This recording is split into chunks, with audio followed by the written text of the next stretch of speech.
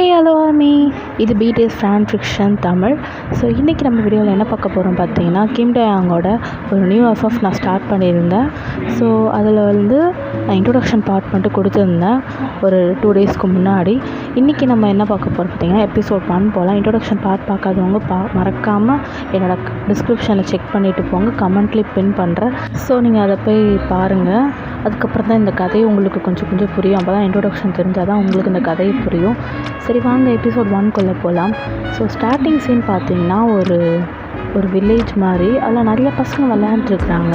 அதில் குறிப்பிட்டான ஒரு பர்சன் யார் பார்த்தீங்கன்னா நம்ம வி, அப்புறம் ஜங்குக் இருக்கார். ஜங்குக் வியோட க்ளோஸ் ஃப்ரெண்ட். அப்புறம் இன்னும் கொஞ்சம் நிறையா பசங்க இருக்கிறாங்க.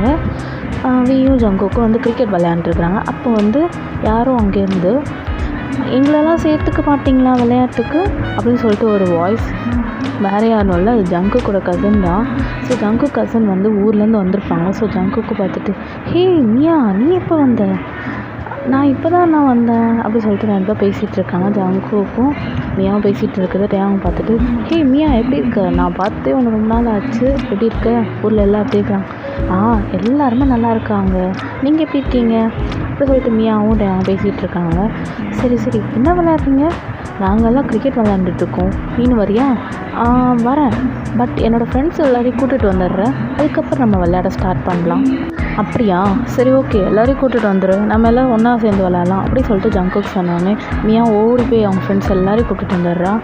ஸோ யார் பார்த்தீங்கன்னா நீங்கள், அதாவது வயன், அப்புறம் ரெபெக்கா, அப்புறம் ரோஸ், இவங்க மூணு பேரையும் நம்ம மியா கூப்பிட்டுட்டு ஸோ எல்லாருமே அந்த இடத்துக்கு வந்துடுறாங்க, கிரிக்கெட் விளையாடுற இடத்துக்கு. ஸோ எல்லாருமே வந்ததுக்கப்புறம் வயன் பார்க்குறா. ஸோ அவளுக்கு சுத்தமாக கிரிக்கெட் விளையாடவே தெரியாது. அவள் மியா கூப்பிட்டுட்டு, மியா எனக்கு சுத்தமாக கிரிக்கெட் விளையாட தெரியாது, நீ எப்படி எனக்கு கிரிக்கெட் விளையாட கூப்பிட்ற? வேறு ஏதாவது கேம் விளையாடலாம்.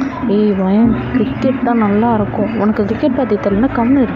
அங்கேருந்து டேயாங்கண்ணே, ஏன் அவளை வெறுக்கிற? நான் உனக்கு கிரிக்கெட் சொல்லித்தரேன் அப்படி சொல்லிட்டு டேயாங் வரான். இப்போ எல்லாருமே சைல்ட்ஹுட்டில் தான் இருக்கிறாங்க. ஆக்சுவலி இது பாஸ்ட் லைஃப். இவங்க எல்லாருமே சைல்ட்ஹுட்டில் விளையாண்டது தான் ஒரு பர்சன் நினச்சி பார்த்துட்ருக்காங்க. ஸோ அதை நான் அப்புறமா சொல்கிறேன். ஸோ அப்படியே சொன்னோடனே டேயாங் சொல்லித்தரான். ஸோ அப்போ பவுலிங் நம்ம ஜேகே தான் போடுறான். ஸோ போடும்போது அப்படியே வயனுக்கு அடிக்க தெரியல. ஸோ அது விக்கெட்டில் போய் விழுந்துருது. ஸோ உடனே வயன், ஐயோ நான் தோத்துட்டேன் அப்படின்னு சொல்லிட்டு அழுதுட்ருக்கான். ஸோ அங்கேருந்து டைம் சரி ஃபீல் பண்ணாத, நம்ம எப்போ இருந்தாலும் ஜெயிக்கலாம், நீ ட்ரை பண்ணு, இது உனக்கு புதுசாக தானே இருக்குது அப்படி சொல்லிட்டு டைம் என்கரேஜ் பண்ணுறான். ஸோ வயனும் ப்ளே பண்ணுறான், அவளுக்கும் வரலை. ஸோ இப்போ ஃபஸ்ட்டு செகண்ட் டைம் போகுது, தேர்ட் டைம் நல்லா விளையாட ஆரம்பிச்சதுக்கப்புறம் வயன் எப்படியோ அதை கிரிக்கெட் கற்றுக்குறான். மியா நான் கிரிக்கெட் விளையாட கற்றுக்கிட்டேன்டி அப்படி சொல்லிட்டு எல்லாருமே ஜாலியாக அப்படி பேசிகிட்டு இருக்காங்க. அப்படியே கிரிக்கெட் விளையாண்டு முடிச்சதுக்கப்புறம் ஸோ லாஸ்ட்டாக ஃபைனலாக விளையாண்டு முடிச்சதுக்கப்புறம் எல்லாருமே வீட்டுக்கு போக வேண்டிய டைம். ஸோ ஜேகேவும் மியாவும் போயிடுறாங்க. அப்போ ஜேகே மியாவை அப்படியே சீக்கிரட்டாக கூப்பிட்டு, மியா அந்த பொண்ணு பேர் என்ன? அவள் பேர் வயனா? நைஸ் நேம்ப்பா. என்ன அவளை கோட்டை விடலான்னு பார்க்குறியா? அவன் என் ஃப்ரெண்டு, அதை மறந்துடாத அப்படி சொல்லிட்டு நம்ம மியா பேசிகிட்ருக்கா. அதெல்லாம் ஒன்றும் கிடையாது, முட்டை பூச்சி மட்டும் நசிக்கிடுவோம் அதுக்கும் அப்படின்னு சொல்லிட்டு நம்ம ஜங்குக்கு அப்படியே கூட்டிகிட்டு போயிடறான். அவங்க ஜங்குக் கூட தான் வருவான் எப்பயுமே. ஸோ அவன் பால் பேட் எடுத்துகிட்டு வரதுக்கு லேட் ஆனாலும் ஸோ அப்புறமா பின்னாடி வந்துடுறான். அதுக்கப்புறம் ஜங்குக் சரிடா நான் கிளம்புறேன், நாளைக்கு மார்னிங் பார்ப்போம். மியா நாளைக்கு உங்கள் 3 பேரையும் கூப்பிட்டுட்டு வந்துடு, நம்ம எல்லாம் ஒன்றா சேர்ந்து விளையாடுவோம், இன்னைக்கு கிரிக்கெட் விளையாடும் அப்படி சொல்லிட்டு எல்லாருமே ஜாலியாக பேசிகிட்டு இருக்காங்க. ஸோ இதெல்லாம் ஒரு பர்சன் நினச்சி பார்த்துட்டு,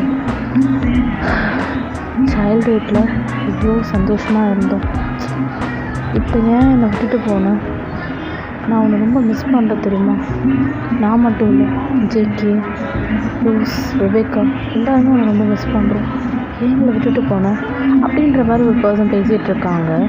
ஸோ அப்படியே இப்போ நம்ம பாஸ்ட் லைஃப்க்கு வந்தால் அடுத்த நாள் கிரிக்கெட் இப்படி தான் விளையாடுறாங்க. ஸோ இப்போ என்ன நடக்குதுன்னா, நம்ம வயனும் ஜேகேவும் பேசிகிட்டு இருக்கிறாங்க. ஸோ இது நம்ம டேக்கு பிடிக்கல. ஸோ டே அப்படியே ஜெலஸ் ஆகுறான். அவனுக்கு ஒரு மாதிரி சைடில் பொசசிவ்னஸ் வருது. ஸோ அப்படியே பார்த்துட்டு, ஜங்குக் இது விளாட்றா அப்படி சொல்லிட்டு கூப்பிட்றான். அப்போ ஜங்குக்கும், இருடா வரேன்டா இருடா நம்ம மியாட்ட பாலை கொடுத்துட்டு நீங்கள் 2 பேர் விளாடுங்க, அதான் ரோஸ் ரெபேக்கா இருக்காங்களா அவங்களாம் வச்சு விளாடுங்க, நான் கொஞ்சம் வயன்கிட்ட பேசிட்டு வரேன் அப்படி சொல்லிட்டு வயன்கிட்ட நிறையா பேசுகிறான். ஆக்சுவலி வயனோட நேட்டிவ் வந்து இந்தியா. ஸோ சவுத் கொரியாவுக்கு எதுக்கு வந்திருப்பான்னா அவங்களோட அப்பாவுக்காக வந்திருப்பான். ஸோ அவங்க அப்பாவோட ஒர்க் இங்கே இருந்திருக்கும். ஸோ அதனால் வந்து அவங்க டிரான்ஸ்போர்ட் பண்ணிட்டு இங்கே வந்திருப்பாங்க. ஸோ ஆக்சுவலி வயனோட பிளேஸ் இந்தியா, தமிழ்நாட்டில் தான் இருக்குது அவங்க நேட்டிவ். ஸோ இதான் அதில் இதெல்லாம் பற்றி இந்தியா தான் ஜேக்கிக்கு தான் இந்தியாவை ரொம்ப பிடிக்கும்ல. ஸோ இந்தியாவை பற்றி கேட்டுட்டு இருக்கும்போது சரி இந்தியாவில் நீங்கள் எப்படிலாம் கல்ச்சர் எப்படி ஃபாலோ பண்ணுவீங்க? நாங்கள் எப்பயுமே இந்த தீபாவளி பொங்கல்லாம் ரொம்பவே செலிப்ரேட் நான் கேள்விப்பட்டிருக்கேன்.